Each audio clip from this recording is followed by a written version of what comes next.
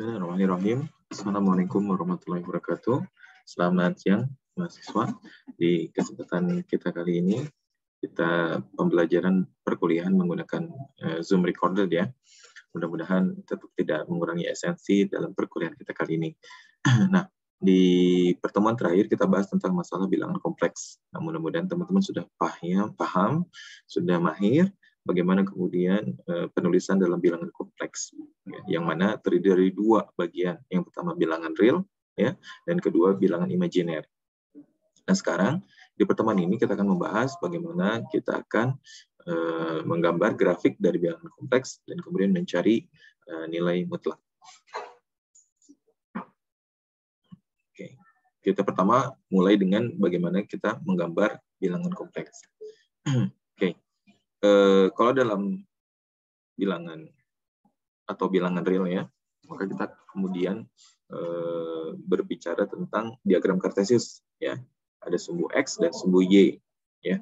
Nah, seperti diketahui oleh teman-teman bahwa nanti kita kalau dalam bilangan kompleks ya, bilangan kompleks itu kemudian dituliskan dalam suatu bentuk. Misalnya di sini kita punya ya, C sama dengan A ditambah B dikali I, yang mana A di sini adalah bilangan real, kemudian kalau BI ini adalah bilangan imajiner ya.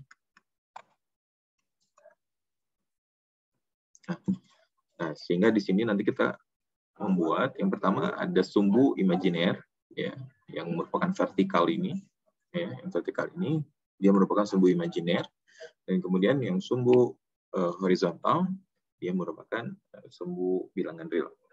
Ya, jadi itu perbedaannya. Ketika kita bicara tentang grafik atau diagram dalam bilangan kompleks dan bilangan real. Jadi yang vertikal sekali lagi merupakan bilangan atau sumbu imajiner, sedangkan yang horizontal merupakan sumbu dari bilangan real. Nah, contohnya di sini ya, kita langsung menggambarkan dalam suatu diagram. Yang diagram ini dituliskan dalam bentuk untuk bilangan kompleks. Ya, di sini bisa terlihat sumbu YI dan sumbu X. Ya.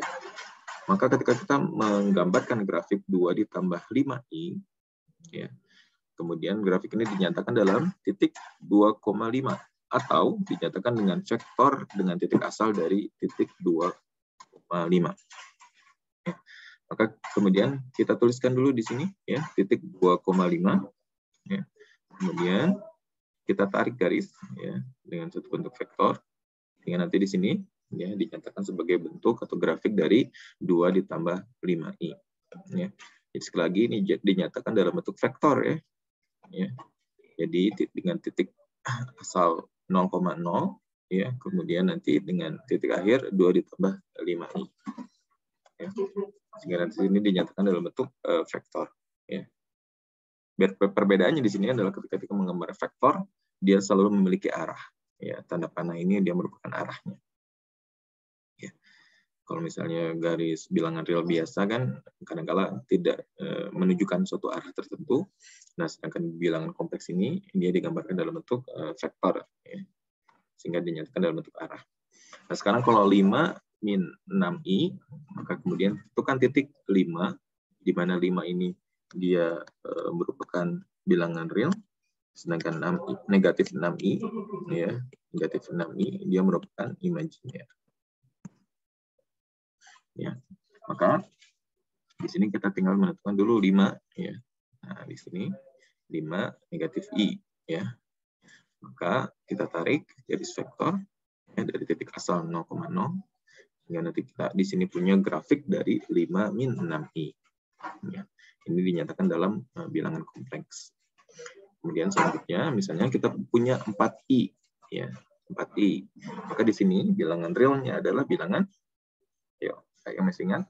Nah, maka di sini dinyatakan dari 0 ditambah 4i, di mana bilangan realnya adalah 0. Ya.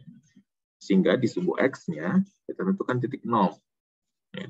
Kemudian sumbu YI-nya atau sumbu vertikalnya, kemudian kita tentukan titik 4. Ya, seperti ini, 4. Ya. Sehingga nanti di sini dinyatakan, kita tarik garisnya dari 0,0, tarik garis vektor, ya, dari titik asal 0,0 ke 4i. Nah, pembentukan 0 tambah 4i, ya 4i ini sama aja juga dengan bentuk 0 ditambah 4i. Ya, nah itu yang teman-teman perlu ingat.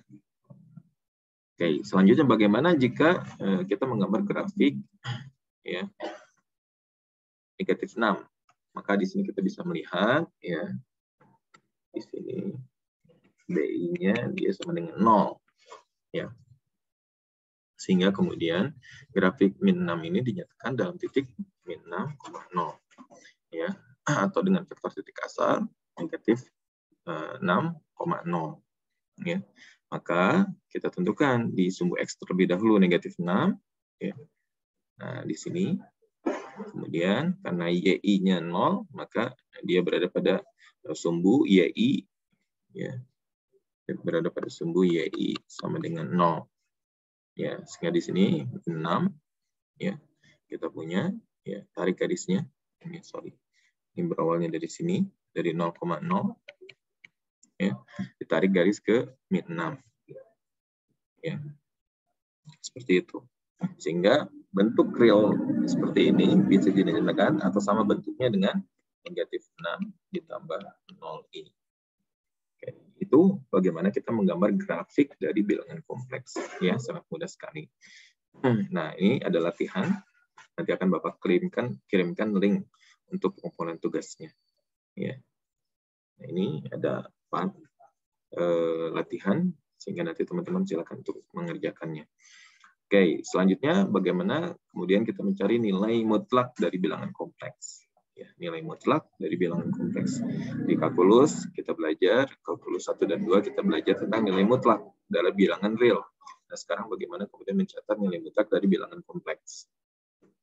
Maka yang perlu diingat bahwa nilai mutlak dari bilangan real adalah jarak ya dari 0 ke angka pada garis bilangan.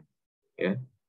Maka pada nilai mutlak pada bilangan kompleks juga merupakan suatu jarak dari angka ke 0. Tapi jaraknya adalah diukur dari 0 ke angka dalam diagram Argand. Ya, tadi kalau kita sebelumnya menuliskan dalam diagram Cartesius, ya, kalau tadi yang Bapak sampaikan itu adalah diagram Argand.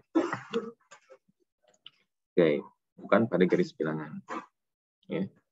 Kemudian metode yang paling efisien untuk menemukan nilai absolut atau nilai mutlak dari bilangan kompleks diturunkan dari teorema Pythagoras. Ya, jadi karena tadi kita bicara masalah jarak, maka jarak itu ya jarak yang paling dekat adalah kemudian mengkuadratkan masing-masing sisi-sisinya. Ya, sehingga jarak garis miringnya kita bisa ketahui menggunakan teorema Pythagoras. Ya. Oke, misalnya di sini kita nilai mutlak bilangan kompleks ya Z sama dengan A ditambah BI. Ada ditulis sebagai harga mutlak Z ya. Kemudian nilai mutlak satu bilangan kompleks adalah bilangan non negatif. Jadi syaratnya di sini ya, non negatif atau dia tidak pernah negatif. Bilangan real didefinisikan sebagai harga mutlak Z sama dengan A akar A kuadrat tambah B kuadrat. Karena bilangan kompleks dilambangkan dengan sebuah titik oleh vektor dari titik asal ke titik tersebut, maka nilai absolut adalah atau nilai harga mutlak adalah panjang vektor ya, yang disebut dengan besaran. Ya, dengan kata lain adalah panjang dari vektor tersebut. Ya, itu adalah definisi dari harga mutlak untuk bilangan kompleks. Ya. Oke. Misalnya di sini kita akan mencari 4 ditambah 3i ya. Maka pada hakikatnya di sini adalah kita mencari jarak atau panjang dari vektor 4 plus 3i ya. Tentukan dulu titik 4 3i ya di sini semua di mana 4-nya bilangan real, 3i-nya adalah di sumbu imajiner. Ya. Kemudian kita tarik vektornya dari titik asal 0,0. Ya. Kemudian kita memperoleh grafik dari bilangan kompleks 4 ditambah 3i. Ya. Maka absolute value, ya, nilai harga mutlak adalah panjang. Ya. Panjang dari vektor. ya panjang dari vektor ini. Ya. Maka ya dengan menggunakan Pitagoras ya kita bisa menentukan panjang sisinya dari sini ke sini. Ya. Ya. Itu kita punya 4, kemudian yang vertikalnya kita punya 3, maka sudah pasti ya. Di sini kita bisa tentukan 5 ya berdasarkan Pitagoras. Atau berdasarkan rumus bisa dicek ya 3 kuadrat tambah 4 kuadrat dengan akar 25, maka panjang dari vektor 4 tambah 3i atau panjang dari bilangan kompleks 4 ditambah 3i adalah 5, satuan panjang. Oke, gitu cara untuk mencari nilai mutlak dari suatu bilangan kompleks. Nah, misalnya kita punya juga mencari nilai mutlak dari 2 min 3i. Ya, maka di sini kita punya ya 2 yang horizontal, kemudian 3 yang vertikal, ya sehingga kita punya posisi di mana 2 min 3i. Maka untuk mencari jaraknya adalah 2 kuadrat ditambah min 3 kuadrat.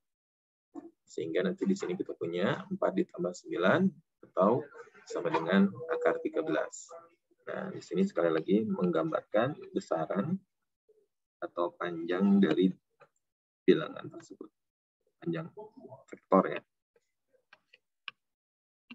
Oke, jadi itu definisi dari nilai mutlak dari suatu bilangan kompleks yang tidak lain adalah jarak ya, jarak dari vektor bilangan kompleks tersebut. Nah, di sini ada latihan, jadi ada 2 latihan 4.1 dan 4.2. Nah, ini mudah-mudahan teman-teman bisa mengerjakannya dengan baik. Ya, di sini tugasnya adalah mencari ya. Find absolute value.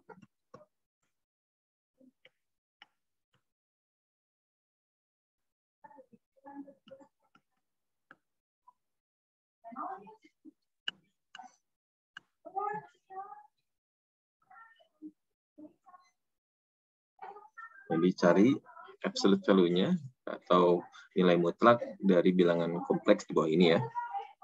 Ada 3 soal. Enggak untuk kemudian teman-teman bisa kerjakan. Sekian, terima kasih. Mudah-mudahan bisa disimak dengan baik dan jangan lupa mengerjakan tugasnya. Assalamualaikum warahmatullahi wabarakatuh.